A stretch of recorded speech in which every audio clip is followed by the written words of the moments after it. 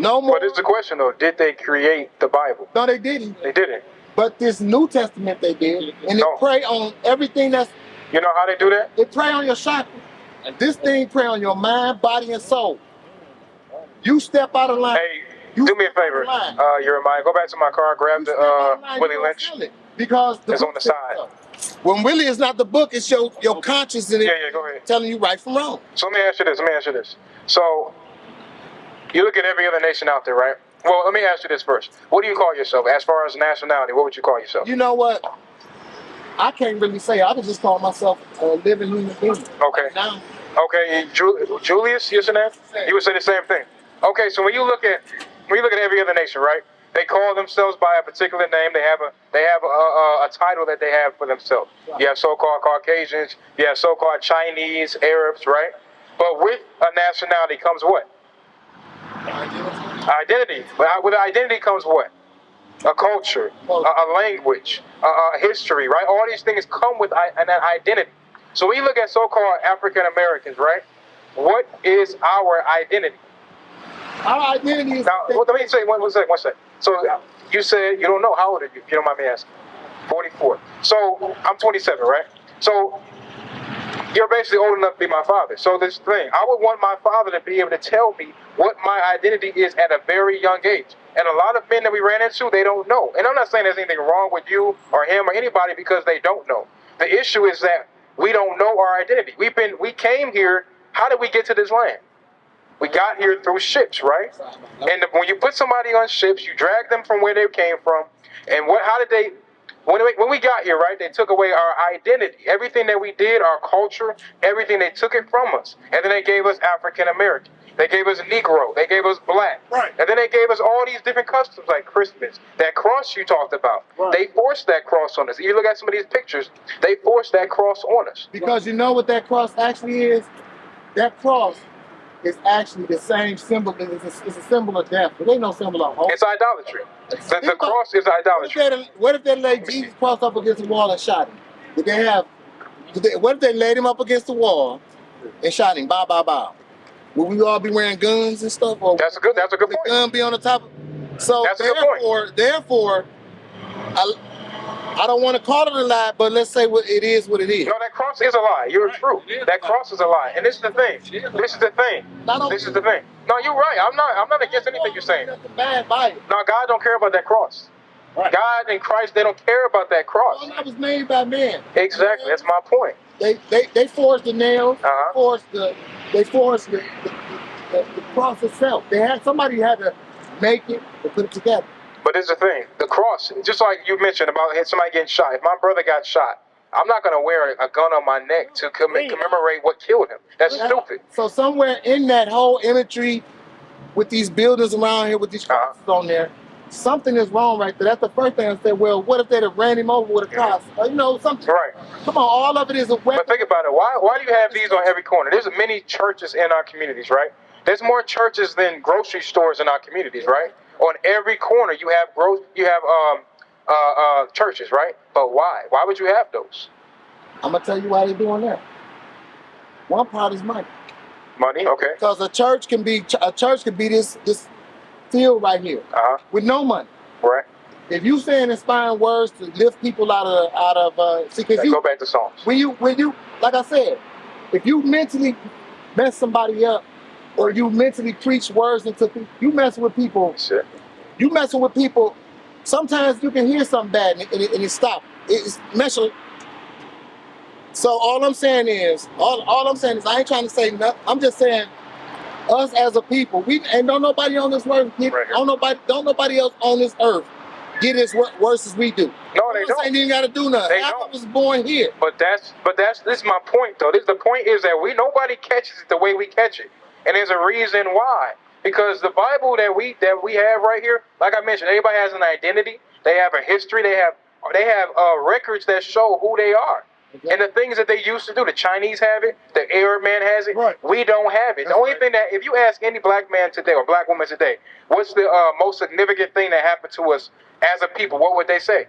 They would say slavery. Right. Why? Because that's all they teach us. Right. That's all they teach us. So we don't know what happened prior to slavery. That's a form of brainwashing a cell before it's in you.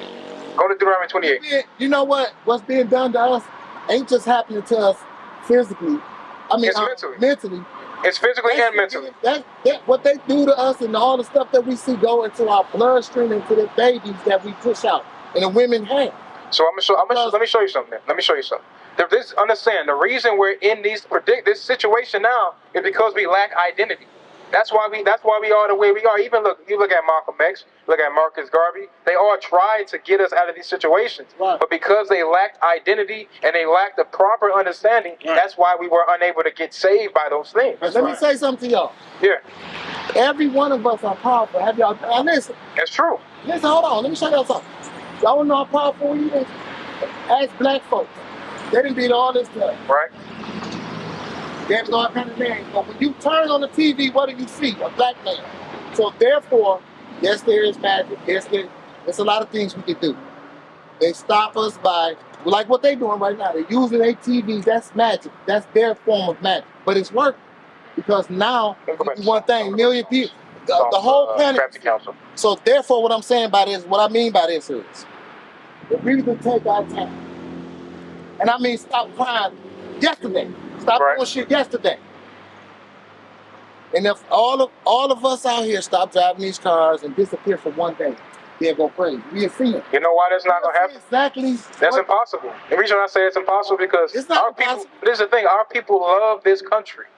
That's why it's impossible. Our people love the things that's in it. They love the love and hip hop. They love the weed. They love the drugs. They love the gun. They love these things. Right. So it's impossible to bring our people and say do something like that. Why? Because we love it. But that goes back to that brainwashing you said. Now read this. Psalm chapter 82. Shalom, Israel. This is Bishop Nathaniel. I want you to know that you can view all our Sabbath classes live on IUIC TV. That's right, I said on IUIC TV. Download the app today. Shalom. Psalm chapter 83 and verse 3.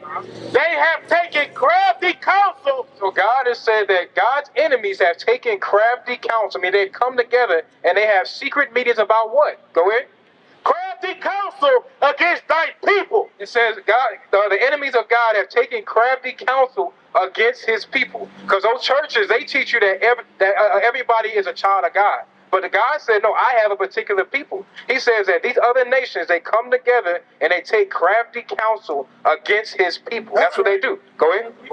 Crafty counsel against thy people and consulted against thy hidden ones. Thy hidden ones, meaning a lot of our people don't go by the name of the Israelites or by the tribe of Judah. We say we're black, we say we're Christian, we say we're Muslim.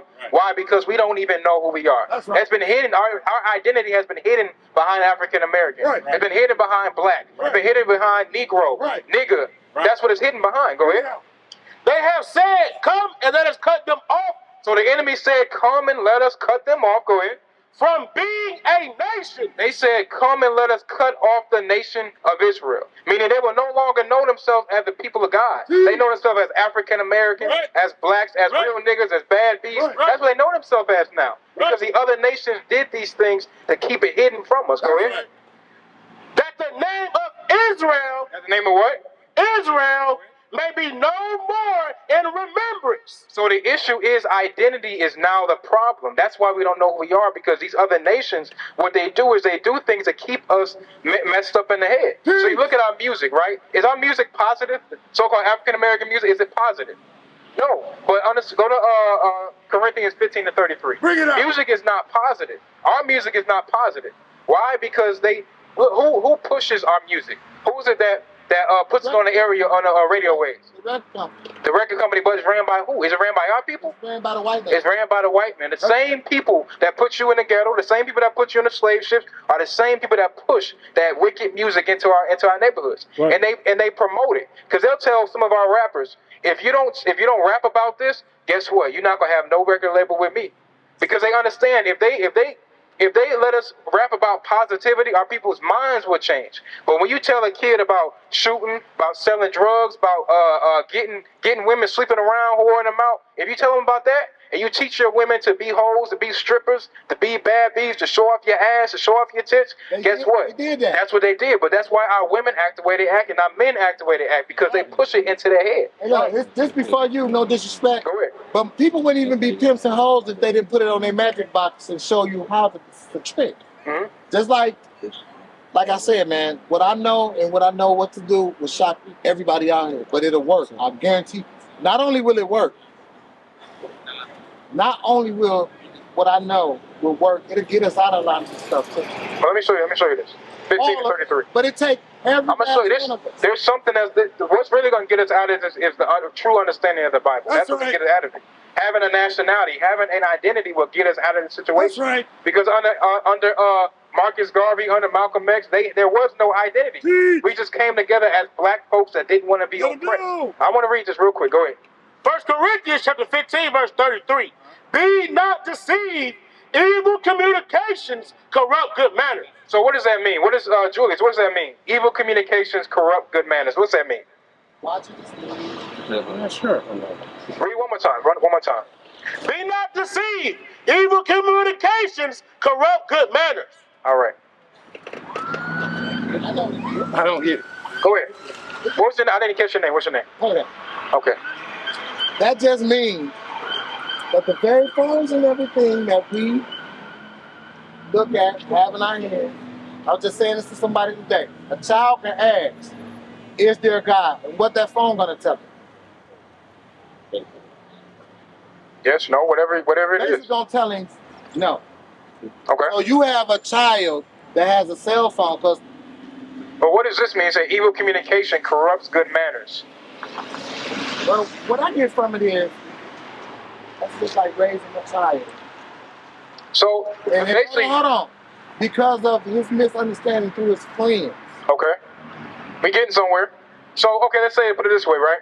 You have a young child, right? He goes to high school or whatever. He's not in a bad crowd, right? But he gets into a bad crowd, right? It says evil communication. I mean, they talking about selling drugs. They talking about sleeping around. They talking about doing everything that their parents exactly. I'm right there with you. So if he's telling them to do everything opposite of what he was taught.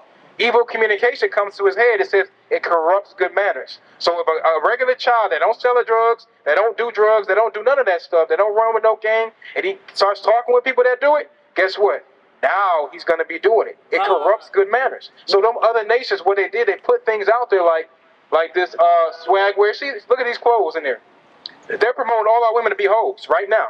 They're promoting all our women to be hoes. And then on top of that, they got the music. They use the music to promote our women to be hoes. So now you see single-parent households running rampant in the city of Detroit and Atlanta and Chicago, wherever you go. You see men that don't take care of their kids. You see women that don't want to take care of their kids. They don't want to get married. Right. Women don't want to get married nowadays. Right. Men don't want to get married nowadays. Right. Why? Because it's messed up.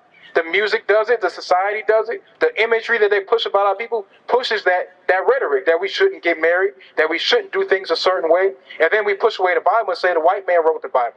But understanding our history, our what happened to our people, how we went into slavery on ships. And let me show you something else. Go to Isaiah 3:12. Even the conditions of the household.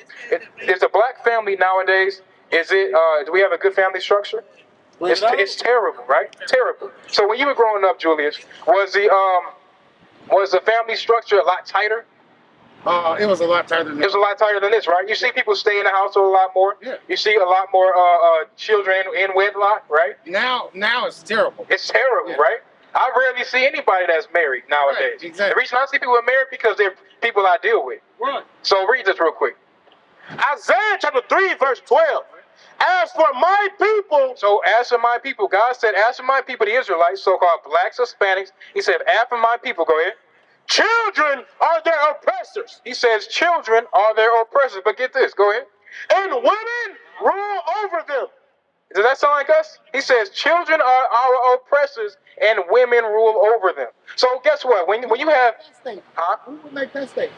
the Bible is showing you, understand, when you look at a household, right? When you have a boyfriend and a girlfriend, right? Or a husband and a wife, Right. and they separate, who usually takes the child? Bring it up. The mother. The mother usually takes the child. Read it again. As for my people,